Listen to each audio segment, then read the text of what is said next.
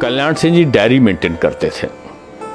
तो रामप्रकाश जी ने एक दिन उनसे कहा कि कल्याण सिंह जी, ये दिनेश पढ़ने में बहुत तेज है। तो उन्होंने मुझसे पूछा, तो मैं हाई स्कूल इंटर सब मैंने टॉप किया था और एमकॉम में भी मेरे हाईएस्ट नंबर थे।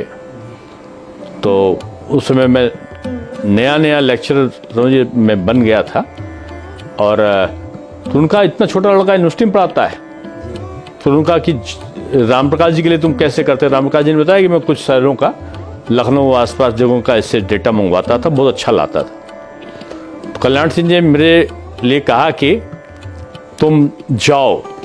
उसमें कार से जाना बड़ा मुश्किल होता था, तो ट्रेन से ही ज़्यादातर भेजते थे, बस से भेजते थे।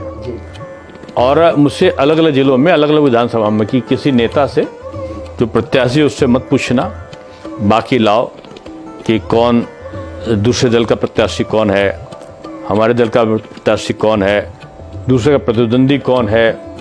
और एक बार तो बड़े उससे उन्होंने बताया, उनका जाके जो बीजेपी का था प्रत्याशी के चयन के लिए उन्होंने जो मुझे बताया, वो मैंने भी प्रयोग में किया भी है।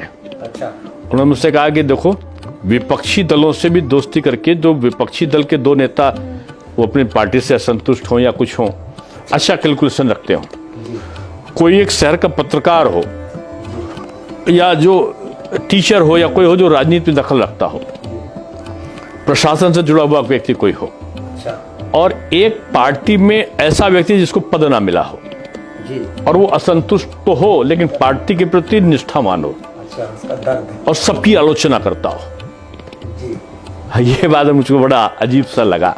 उनका उससे भी पूछो, वो आलोचना के बीच में ही सही बात बोल देगा और फिर उसका एनालाइज करके जो बीजेपी के लोकल अध्यक्ष हो उसको बगैर बताए कि आप एनालाइज कर रहे हो, उसे टैली करो और टैली करके तब मेरे पास में पैनल बना के लाओ। और मैंने ऐसा किया।